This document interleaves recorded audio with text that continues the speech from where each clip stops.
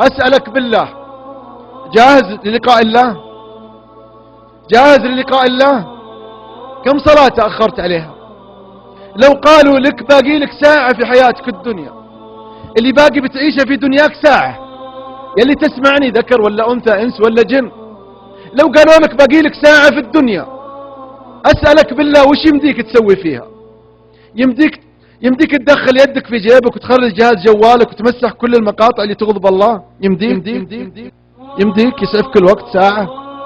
يمديك تنزل عند قدم أمك تقبلها وتقول سامحيني؟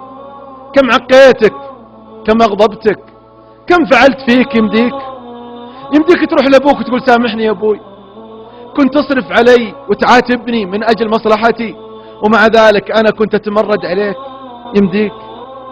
يمديك تروح لسيارتك وتكسل أشرطة أغاني لطالما انهزمت لها؟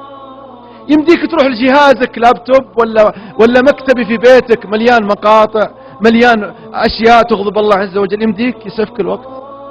باقي لك ساعة بس. يمديك تروح العمات الخالات الأخوات لطالما عقيتهم، لطالما قطعتهم؟ يمديك يا الغالي؟ والله ما أظن يمديك. طيب من الليلة أقبل يدك، لا تخرج من هذه الخيمة إلا وأنت مع الله. لا تخرج من هذه الخيمة إلا وأنت مع الله. هذه الحياة الحقيقية يا أحبة، والله هذه الحياة الحقيقية.